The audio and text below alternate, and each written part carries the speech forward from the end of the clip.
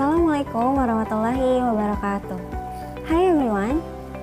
Perkenalkan, saya Salsabila Fitri Widyaningrum, mahasiswi dari Universitas Muhammadiyah Profesor Dr. Hamka, Fakultas Keguruan dan Ilmu Pendidikan, Program Studi Pendidikan Bahasa Inggris semester 5. Alhamdulillah, pada tanggal 29 September 2021, saya dan keempat rekan saya, yaitu Alfiani Dinda Nur Azizah, Hanifah Nur Aini, Ida Uswatun Hasanah, dan Ica Pramadani Aulia telah melaksanakan kegiatan pengenalan lapangan persekolahan atau yang biasa dikenal dengan PLP 1, yaitu berupa wawancara kepada pihak sekolah. Sebelumnya, pasti di antara kalian ada yang belum mengetahui PLP 1 kan? Oke, baik. PLP 1 adalah pengamatan yang dilakukan oleh mahasiswa untuk mempelajari aspek pembelajaran di satuan pendidikan. Tujuan dari PLP 1 untuk menumbuhkan landasan jati diri dari seorang pendidik melalui beberapa kegiatan di sekolah, seperti pengamatan langsung mengenai kultur sekolah, struktur organisasi dan tata kelolaan sekolah, peraturan dan tata tertib di sekolah, serta kegiatan-kegiatan yang terdapat di sekolah tersebut. Dalam kegiatan PLP 1 ini, sekolah yang kami tuju adalah MTS Nur El Ghazi. MTS Nur El Ghazi terletak di Jalan Simpang 31, nomor 32, Kecamatan Tambun Selatan, Kota Bekasi, Jawa Barat. MTS Nur El Ghazi merupakan sekolah menengah pertama yang berada di daerah Tambun Selatan yang telah terakreditasi A. Dan kami berkesempatan untuk mewawancarai dua narasumber, yaitu Bapak Muhammad Malik MM selaku Kepala Madrasah MTS Nur El Ghazi dan Ibu Yanita Pratiwi SPD selaku perwakilan guru mata pelajaran IPA di MTS Nur El Ghazi. Pada kesempatan kali ini, saya ingin menyampaikan laporan dari hasil wawancara dalam kegiatan PLP 1 kami. Berikut videonya.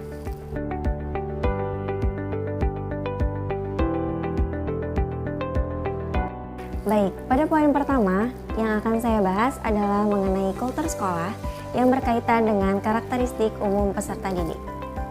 Di MTS Nur El Ghazi, ada berbagai macam dan keunikan dari karakteristik yang dimiliki oleh peserta didiknya. Akan tetapi, sekolah ini juga memiliki kriteria karakteristik Islami yang harus diterapkan oleh peserta didik. Ada 5 karakteristik umum yang harus diterapkan oleh peserta didik di MTS Nur El Ghazi. Yang pertama adalah jujur, yang kedua disiplin, yang ketiga berakhlakul karimah, yang keempat selalu bertutur kata sopan, dan yang terakhir yang kelima adalah gotong royong.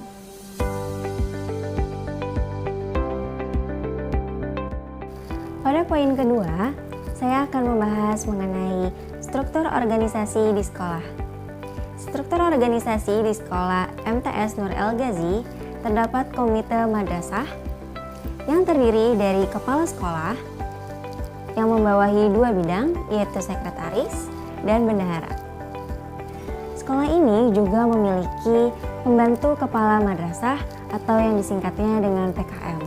PKM terdiri dari 4 bidang, yaitu PKM kurikulum, PKM sarana prasarana, PKM humas, dan PKM bidang kesiswaan. Kemudian, unsur yang paling bawah ialah guru-guru.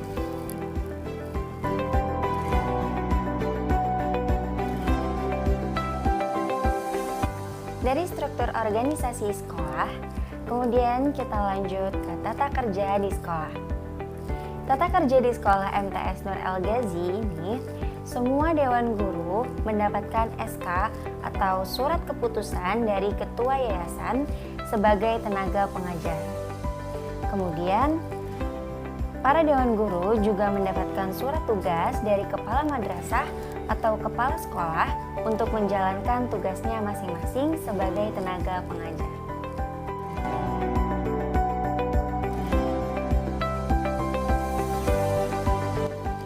pada poin selanjutnya, yaitu mengenai implementasi tata tertib dan peraturan yang diterapkan di MTS Nur El Ghazi.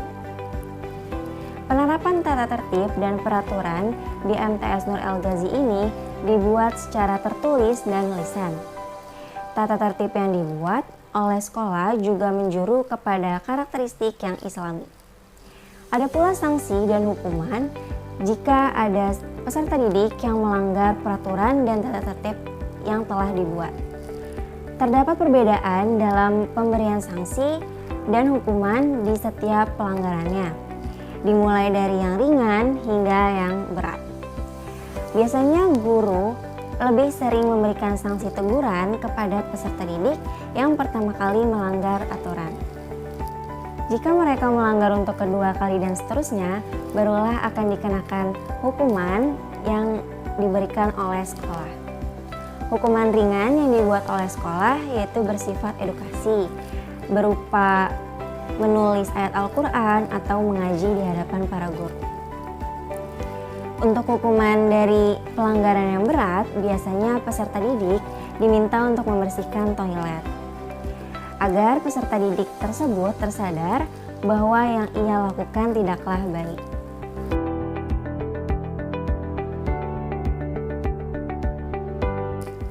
Pembahasan pada poin keempat, yaitu mengenai kegiatan seremonial formal sekolah.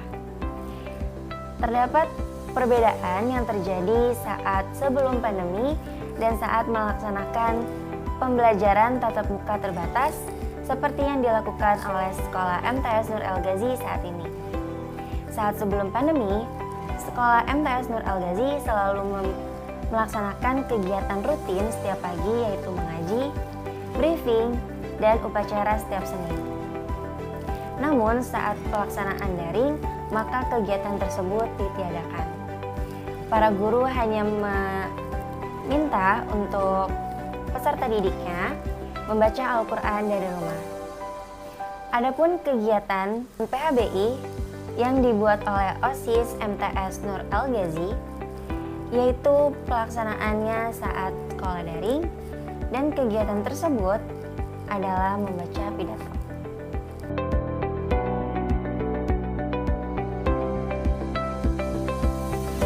Pada poin kelima, yaitu mengenai pembelajaran yang dilakukan di MTS Nur El Ghazi saat ini. Pembelajaran yang dilakukan di MTS Nur El Ghazi saat ini yaitu melaksanakan kegiatan PTMT atau yang dikenal dengan pembelajaran tatap muka terbatas, yaitu pada jam pembelajaran yang dibatasi dari jam yang dilaksanakan sebelum masa pandemi ini. Pembelajaran saat ini menjadi lebih efektif dibandingkan pembelajaran saat sekolah daring. Namun, ada beberapa kendala yang dialami oleh para guru saat pelaksanaan PTMT, yaitu sulitnya mengingatkan peserta didik untuk selalu memakai masker selama kegiatan pembelajaran, dan terbatasnya waktu pembelajaran yang terlalu singkat. Saat pembelajaran daring pun, guru tidak jarang menemukan kendala, seperti jaringan, siswa yang tidak seaktif saat pembelajaran luring, dan masih banyak lagi. Maka solusi yang dilakukan oleh para guru saat ada kendala pembelajaran yang dialami siswa adalah kembali mengajarkan materi-materi yang belum dikuasai siswa tersebut dan menyesuaikan juga kemampuan para siswa.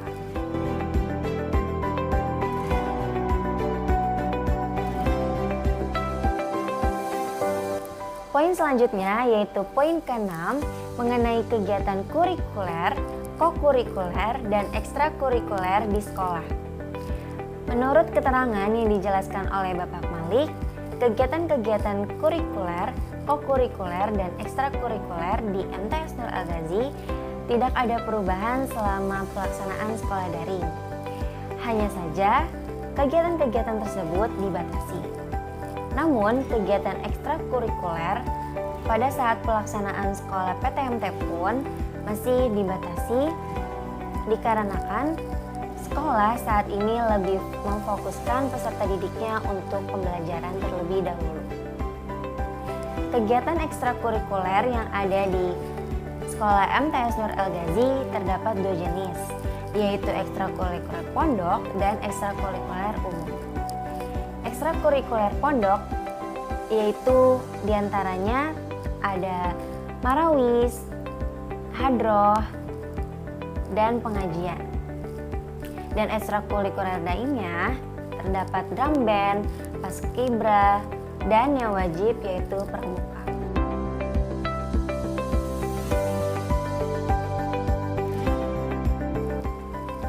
Pada poin terakhir yaitu mengenai kegiatan pembiasaan positif yang diterapkan di MTS Nur El Ghazi. Di sekolah ini, selain membaca Al-Quran dan literasi di setiap pagi, sekolah juga mempunyai kegiatan motivasi. Maka, para dewan guru memberikan motivasi kepada peserta didiknya sebelum memulai pembelajaran. Seperti motivasi pembelajaran, motivasi jiwa, motivasi pribadi, dan lain sebagainya.